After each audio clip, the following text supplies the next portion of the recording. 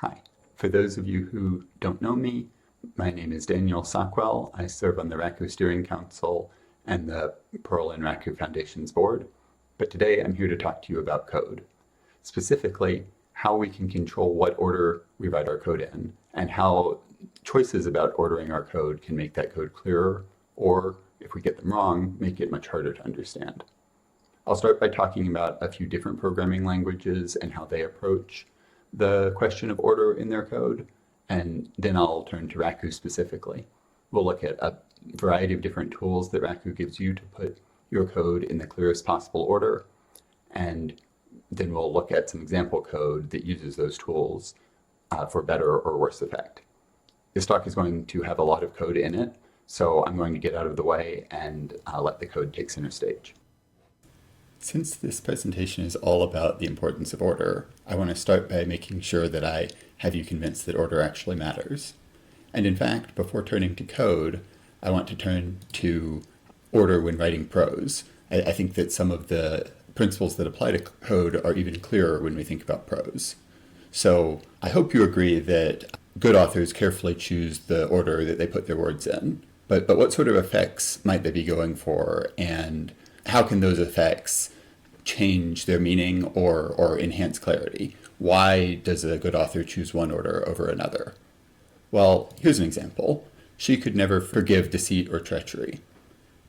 Author might choose to emphasize the first elements by changing the order to deceit or treachery she could never forgive. What's something else other than emphasizing first elements? How about this sentence? A dog, if you fail to discipline him, becomes a household pest. Well, an author might want to keep subjects and verbs close together and change that to, unless disciplined, a dog becomes a household pest. Neither sentence was unclear, but the second one, I hope you can agree, is clearer. How about this example? There was a stir in the audience that suggested disapproval. Into a stir that suggested disapproval swept the audience. Here, the author has changed the sentence to keep relative pronouns near their antecedents. That enhances clarity. This example, he noticed a large stain in the rug that was right in the center. Well, an author might choose to enhance clarity by grouping related phrases. He noticed a large stain right in the center of the rug. And by the way, these examples are from Strunk and White, the manual on clear writing. So don't just take my word for the fact that this is a significant increase in clarity, but also I don't want to claim any credit for having come up with these examples. So now that you have a sense of what sort of clarity I'm talking about in a general sense, I want to turn more specifically to code. But we're not quite ready to dive into all the code examples, because I want to talk a little bit about what level of order I'm actually talking about here. So as the examples from prose might have shown, there are a lot of different sort of zoom levels we could be talking about. So we could be talking about, with an essay, how to order something on the outline level. Should this paragraph go before that paragraph? And in code, that might be grouping and splitting code into modules. Should we have big functions or small functions? What order should we declare our functions in? Where should we put our documentation? Should it be, inline documentation in dot comments, or should it be in a separate repo? All of those sorts of decisions have to do with the order of our code on this very sort of macro level. And that's not what I'm going to be talking about today, although those are important issues. We could also talk about how to order our code on the paragraph level, just to continue the analogy to written work. And if we were doing that, we could think about something like what conditional structures to use. We want to use a prefix if, a postfix if, a ternary expression? What order do we want to put our conditions in? Where do we want to put our error checking? Whether we want to return early, or whether we want to have functions that have a single point of return. Again, those are really important considerations, but just like with the examples from English, where we weren't looking at the paragraph levels, we were instead looking at the sentence level, and that's exactly what I want to focus on in this presentation. So the obvious analogy to sentences within code is at the expression level. what I'm going to be talking to you about are what order do we put our terms within an individual expression. I'm going to pay particular attention to the order of the order we use when calling a function. More object-oriented style, where we have the object that we call a method on, or do we have a more functional style, or do we have some combination? Whether it's functions or other expressions, this presentation is focused on how we can control the order that we put our code in at the very sort of micro level of expressions. Just as Strunk and White were so concerned about the very micro level of putting your words in the correct order in sentences. Now that we know what sort of order we're talking about, let's start comparing some programming languages. Always a fun pastime. And worth doing here because they really do have very different opinions about what order your code should be in. Some of them, like Lisps, have a very clear function, argument order. The function always comes first, the arguments always come to that, so here's closure, split, the quick brown fox, on spaces. Similarly, Emacs Lisp has exactly the same order. But there is some division within Lisps about whether the delimiter or the string that you're splitting comes second. Given that you have the two arguments grouped together, there's not as much clarity about the order the argument should be in, which is one thing to keep in mind. Okay, so that was sort of the Lisp take. What about the object-oriented take? Well, there you have the order of argument, function, argument. So here's Smalltalk, sort of the grandfather of all object-oriented. But if you look at things that are in that tradition, Ruby, similarly, the quick brown fox dot split on space, a very familiar order for people in the object-oriented world. Then there are languages that many of you may not have tried out, like Forth, that are called concatenative languages. It's a very interesting programming model, and one of the defining features there is that your verbs, as they call them, your functions, always come last. So here it would be, in factor, the quick brown fox on space, split. And then there's what I think of as the mushy middle. Lisps and truly object-oriented programming languages and truly concatenative programming languages are extremely opinionated about the order that your code should be in. And a lot of the languages in this middle category seem like they're not as opinionated, but I'd argue that they are just as opinionated, just less consistent. So for example, here's JavaScript. If you want to split the string, the quick brown fox, like we've been doing, you have to use an object-oriented syntax like Smalltalk. Similarly, if you want to convert the number 42 to a string, object-oriented. But all of a sudden, if you want to ask whether the number 42 is not a number, then you have to use the function first format. And so JavaScript and other languages like it, it's not that they give you control over the order your code is in. It's that they have control, or more specifically, whoever wrote a particular function or method has control. If something was declared as a method, then you have to use it with a dot call after the object that you're invoking it on. If something was declared as an independent function, then you have to use it in prefix form. Author decides that they're writing it, and then users of their code just have to know whether to call .toString 40 or toString 42. And if you get it wrong, you get an error. So where does Raku fit into this sort of paradigm? Well, I'm sure it won't come as a surprise to anyone here that Raku's approach is to empower the user by giving you lots and lots of tools and giving you the freedom to use the right tool for the right job. I'm going to quickly review some syntax that Raku gives us to control the order we put our code at the very micro level of expressions. And the first tool I'm going to talk about is one that I won't spend much time with after this in the presentation, but it's a fundamental tool for controlling order, is that Raku has tremendously good support for named arguments. And I say tremendously good because we not only have support for having named arguments, which is not that uncommon in programming languages, but we also have the syntactic support for conveniently passing in variables with the same name as a named argument, which makes using named arguments much easier and more ergonomic and therefore more common. There's not a tremendous amount to say about named arguments, but the point is that if you have a function that takes 1 or 0 positional arguments and the rest of its arguments are all named, then when calling that function, you can put your arguments in whatever order you find clearest, which could be putting the positional argument first or in the middle or last, and we'll talk in a bit about why you might prefer one order over another. But before moving on to some of the pieces of syntax we'll be spending a little more time with in this presentation, I did want to just give a shout out to named arguments as a particularly fundamental but still very useful building block that Raku gives us for controlling code.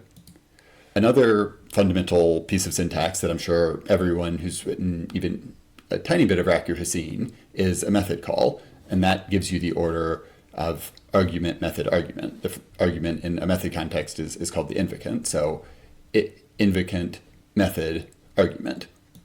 Compare that with function call with method-like syntax, where you have exactly that same order, argument dot ampersand subroutine argument, but here you are not calling a method on the first argument, you are calling a subroutine, but you're still using the same position that you get with a method call syntax. I imagine most of you have seen this syntax as well. And then, of course, we have all seen the function call syntax, where you have some sort of function and then the arguments to that function coming after it.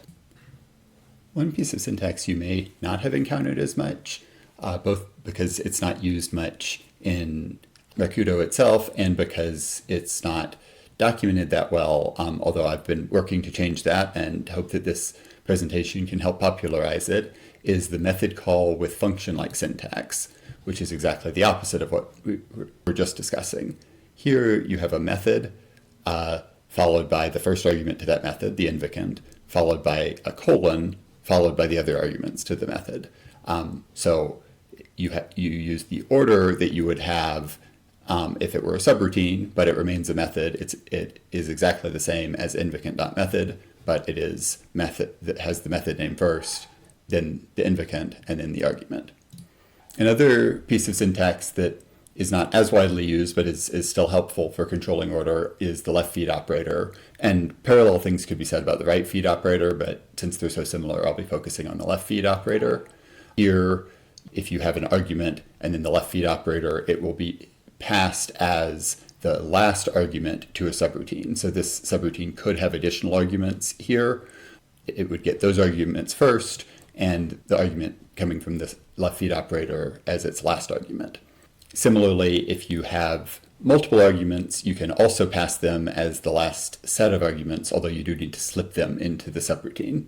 You can use the left feed operator in combination with the reverse meta operator in Raku, which, if you haven't encountered it before, that R means to take whatever operator comes after it and apply it in the opposite order. Here, since it's just a comma, that means that arg2 reversed with arg1 is just arg1, arg2.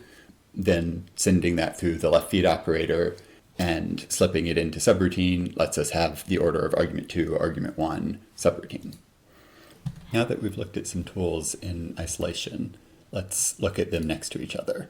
So if you want to have the order for your code argument, function, argument, you can either, if you have a method, do invocant.method and then the argument, or if you have a subroutine, you can do argument.ampersand subroutine and then the argument.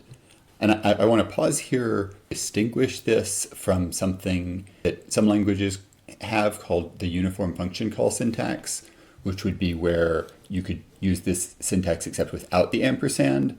So basically it doesn't matter at all whether something is defined as a method or a subroutine. You call it with exactly the same syntax. This is similar, but here we do need the ampersand. What are the advantages and disadvantages of that choice? Well, the key advantage with the way Raku does it is that neither you nor the compiler are ever confused about whether you're calling a subroutine or a method. And you don't have any name clashes between subroutines and a method. You don't run into an issue of defining a subroutine but then not being able to because a method already exists or something like that. And the reason this is so especially important for Raku is because despite their similarity, subroutines and methods are actually very different in terms of who is in control. In terms of a subroutine, it is first at compile time. It is once Rakudo reaches the closing curly of the subroutine, it is pretty much fixed. It is very much under the author of the subroutine's control. Conversely, a method is late bound and could be subclassed or overwritten, or a role could be mixed in, or there are all sorts of ways that a method is not under the control of the person who first wrote the method. It is under control of the object itself. And it's very important that Raku and you always know whether you're calling a method or a subroutine. And that is somewhat obscured for many new Raku programmers because so many of the built-in methods are also built-in subroutines and they achieve very similar effects. So saying say hello world or hello world.say both achieve the same effect. Similarly, hello world.ampersand say works the same. But that's because those the say function and the say method happen to have the same effect, not because the ampersand isn't playing a key role in disambiguating between subroutines and methods. So that top syntax, that's the syntax we want to use if we want an argument first. In the middle here, we have the syntax that we would use if we want our function call first. If we have a subroutine, then it's just subroutine arg1, arg2. If we have a method, then it is method arg1, also known as the invocant, colon, no comma, arg2, or here just arg, since we've named the first argument the invocant. And again, even though this gives you the same order from a visual perspective, it is not like the uniform function call syntax because there's no ambiguity to you or to the compiler whether you are actually invoking a subroutine or a method.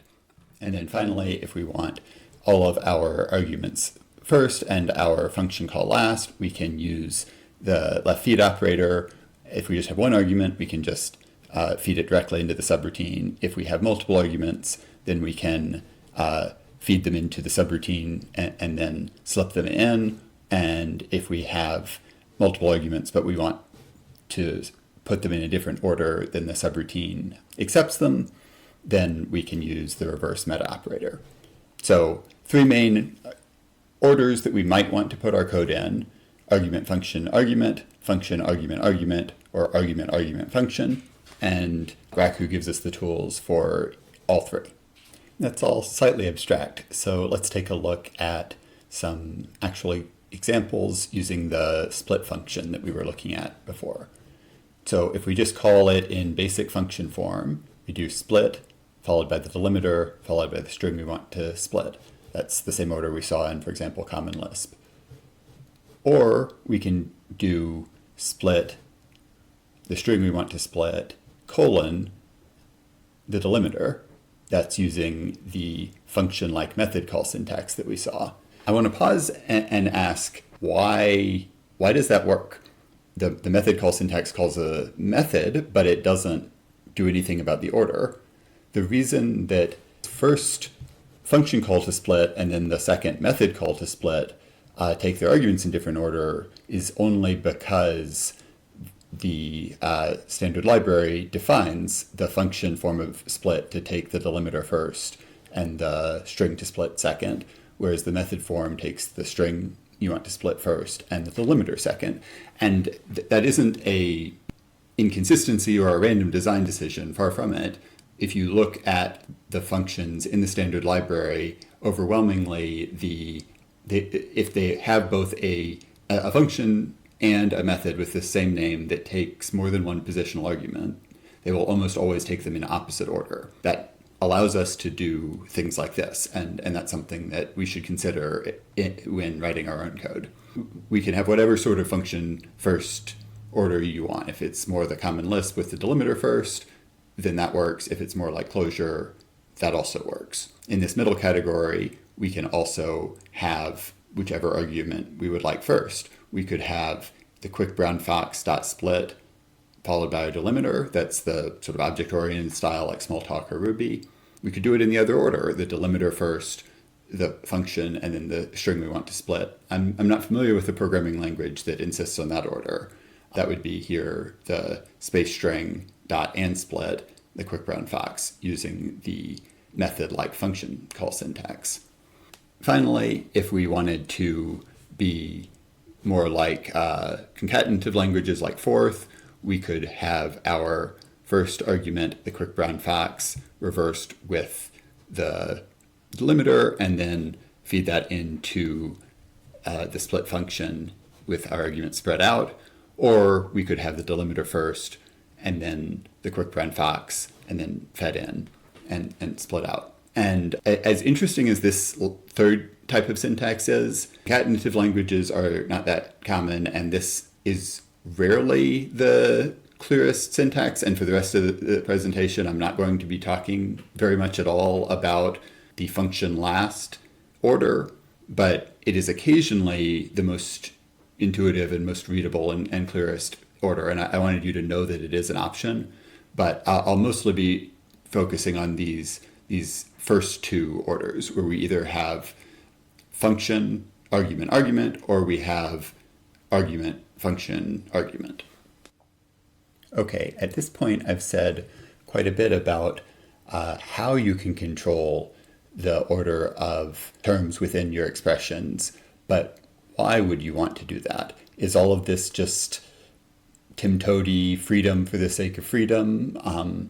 Is Raku just giving us more guns to shoot ourselves in the foot? Why does this ability to control the order of terms within our expressions help us?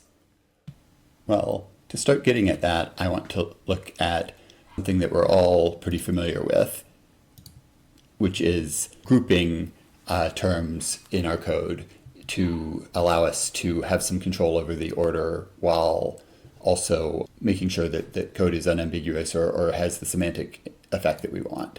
As I'm sure you all know, you can have string.split parentheses delimiter with the argument.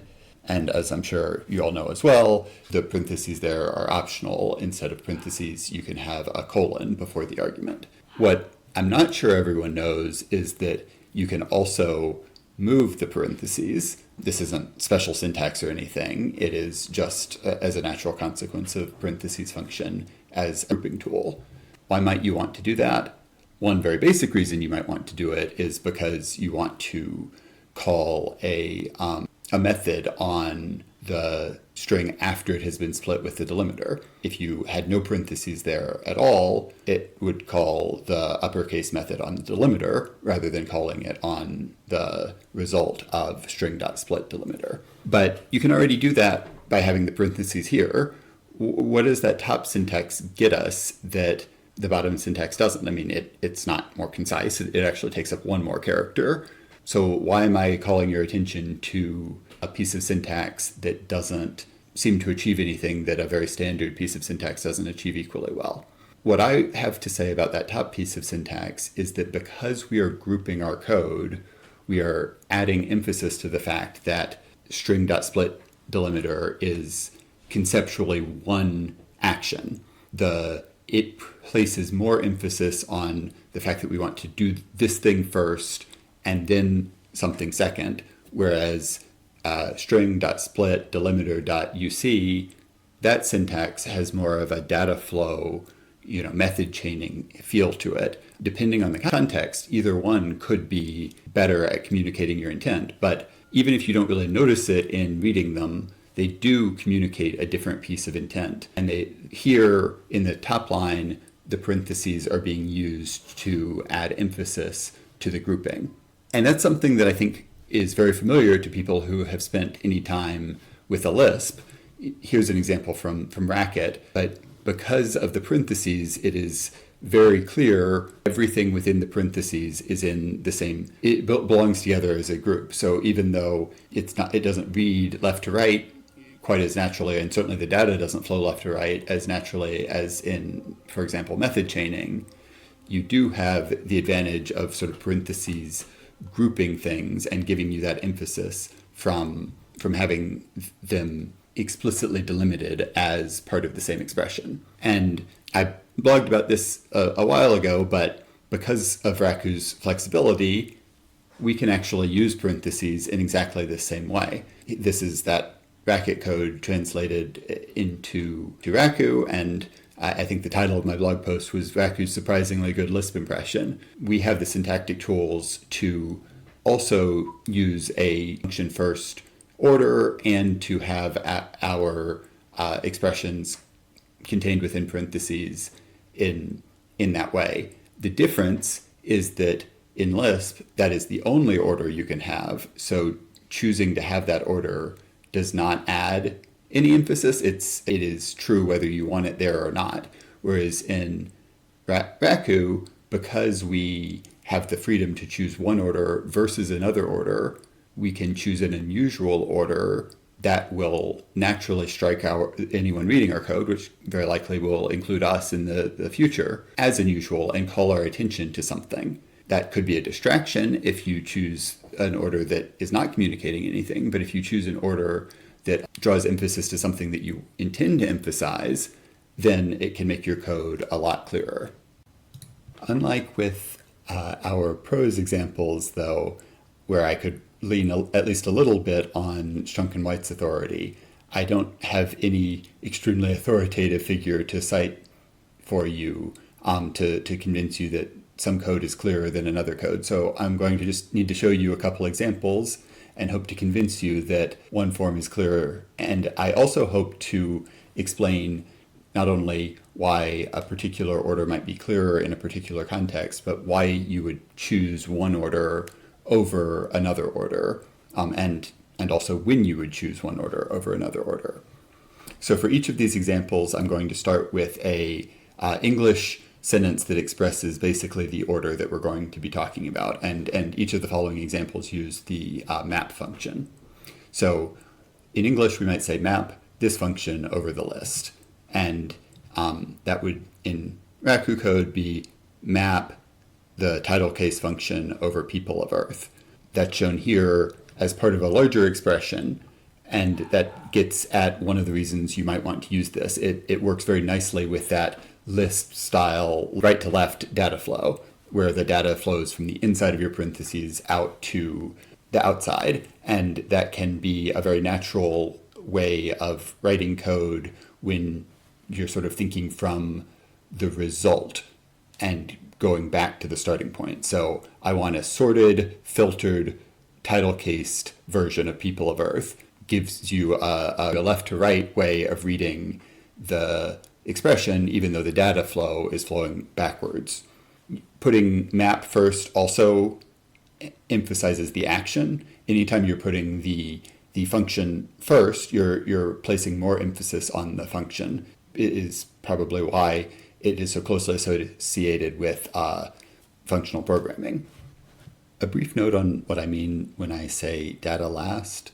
At its most basic, I just mean that the data that the map function, this array, is its last parameter. That is a term that you might hear a bit if you are engaged in functional programming, and it's relevant because of the role and the way that many functional programming languages embrace currying. So if you have a functional language that auto-curries, such as Haskell, then you can pass fewer than all of the arguments to a function. So you could pass map title case to have a title casing function, and then later pass it people of Earth or any other array to apply the title case function to whatever data you wanted to have title cased. And when you have that sort of auto-currying, it is much more effective if your functions take their data as their final parameter. You're much more likely to want to call map with title case and a bunch of different arrays than you are to want to call map with people of Earth and a bunch of different functions. So in auto-currying languages, there's a strong convention of having the data come as the final argument. That's a bit less relevant to Raku, especially because the dot assuming method allows us to use whatevers to curry in whatever order we want. We can curry regardless of the argument position, but data last functions still work much better with the left and right feed operators, which supply the final argument to a function. And in fact, the reason that the left and right feed operators have that behavior is because of the prevalence of data last as a model for function arguments. So if you want functions to work well with those feed operators, or if you want to have a consistent order that users of your code might be familiar with from functional languages, it's worth considering using the data last order. Okay, how about map this list using the function? That would be something like map over users given this function that does something based on the age of the users. This is still a function-first programming style. It is no longer data last. Data is now coming as our second parameter. When would this be clearer? Like, when would you want to use this order as opposed to the previous order? I just talked about the advantages of data last. We're giving that up. What are we getting in return? Well, as I hope this example clarifies a bit, you might want to use it when you have a short piece of data, here just the users array, and a relatively long function, here an inline lambda. Compare this to the opposite order, where you map this long function over users. There, because the two short components of that expression are separated by this long inline lambda, I think it is much more confusing. It's easy to forget what you're doing. By the time you get to users, you have gone through this long lambda. Conversely, with the previous example where users came first, it's very intuitive to read, okay, I'm mapping over users, and then your mind can start processing the long piece of syntax that you're mapping, as opposed to being sort of in suspense about what collection you're mapping over while your eyes scan down this long inline lambda. Another thing we might say in English is take this list and map it using this function, or in code, list.map, followed by the function. How does that compare to our previous syntax? Well, the difference could seem subtle.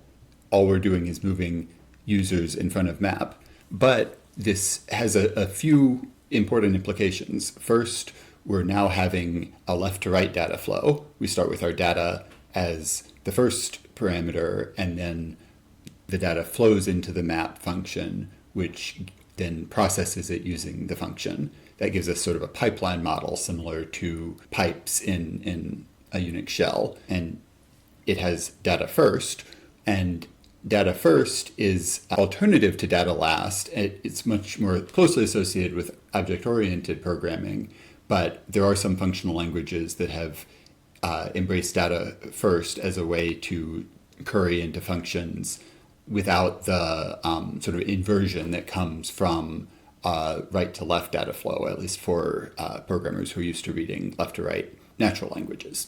I will note that from a clarity perspective, this puts more emphasis on the users, more emphasis on the object, and less emphasis on the action. Sometimes that is helpful when you want to emphasize the control that the object has, which in a language like Raku, the object does have a lot of control, but other times it could impede clarity because it takes emphasis away from the action.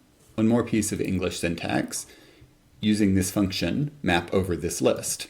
This is not a very common order, especially with the map function, but it is one that I think can be really helpful when you have both a long inline lambda and a long inline piece of data, because if either one of them is too far away from the function call to map, you run into the same problem that we talked about where users were separated from the map function call by a long inline lambda, where a reader could start to lose context and have to work just a little bit harder to remember that it is being passed to the map function. This syntax, in contrast, balances the two large pieces of syntax and joins them with the one map call, and as a result, neither half is ever far away. That could add clarity, and if you are in this sort of situation where you have a long first argument and a long second argument. Another alternative here that isn't on the slide that you could use is the infix function form. That can be a good option similarly when you want to emphasize balance. Really, when it comes down to it, good programming just is clear communication. It's not that good programming requires clear communication or is aided by clear communication. It is impossible to program well unless you're communicating clearly to the reader of your code, whether that is you a day from now, you a year from now, a team of people. Good programming is clear communication. So when we were talking about communicating clearly in the prose context, we said that an author might choose a particular order to emphasize the first elements. Well, that's true in the coding context as well. Whatever you put first, if you have the function first, that function will receive more emphasis. If you have the object first, the object receives more emphasis. We said that writers might pick a particular order to keep subjects and verbs close together. Similarly, if, as we saw with several of these examples, if you have your function too far from any of its arguments, that impedes clarity. Picking the order that lets you keep your verb, the function, near its arguments, its subjects, will enhance clarity.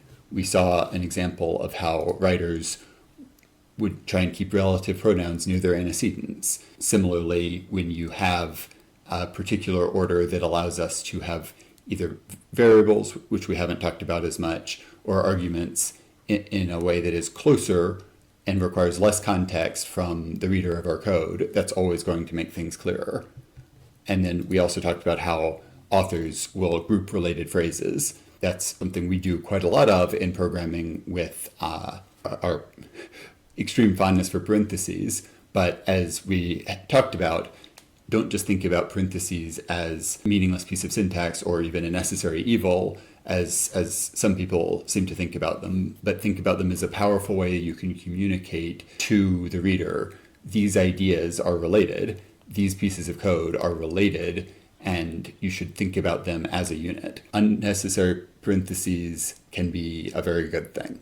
At this point, we've talked a fair amount about how you can use order to write clearer code when you are calling functions. I want to close with a brief note about how you can design the API of the functions that you write better by thinking about the order not of expressions in your code, but of expressions in the code of whoever ends up calling those functions, which again could be you in a different module or on a different day. The first thing you'd want to think about is the fundamental piece of syntax that we didn't spend long on at all, which is to use named arguments. If you export a function that takes only named arguments or named arguments for all of its parameters except for one positional parameter, then users of your code don't even need any of these tools to control the order of the positional parameters that they're passing. They can just use the very basic idea of named arguments to pass arguments in whatever order is clearest in their code. I believe so strongly in this that I think that functions that take more than two positional parameters are really a code smell in Raku, and ideally functions should take 1 or 0 positional parameters. Another lesson for API design is that you don't have to think too hard about whether you want to export a sub or a method. I think it can be helpful to, as the standard library does, to export both a sub and a method that achieve similar effects, but you don't have to worry too much about that. If someone is in a context where a different order works better for them, that Raku has the syntax that whichever one your module has exported, they'll be able to use the order that works best in their context. But if you do export both a sub and a method, I think you should strongly consider, and unless you have a very good reason not to, you should flip the argument order of any positional parameters, assuming that the sub or method take more than one positional parameter. And by positional parameter for methods, I'm of course including the invocant. So I think it is very common for methods to take the invocant and one additional positional parameter. I think you should strongly consider, instead of exporting that as a sub that takes what would have been the invocant as its first positional parameter, export it as a sub that takes what would have been the invocant as its second positional parameter. This is not exhaustive. We could say a lot more about other ways you can make your code more flexible and give users better control over the order. We could talk about multis and other tools like that. But since the focus of this talk has been on calling code, I'll keep this section brief. Finally, I'd like to close by addressing a sort of expression order we haven't talked at all about, and that is declaring variables. So you can declare a variable by saying my talk equals rakuconf.new, passing any arguments. You can declare a variable saying my talk equals new rakuconf. That's using the function-like method calling syntax that we talked about earlier.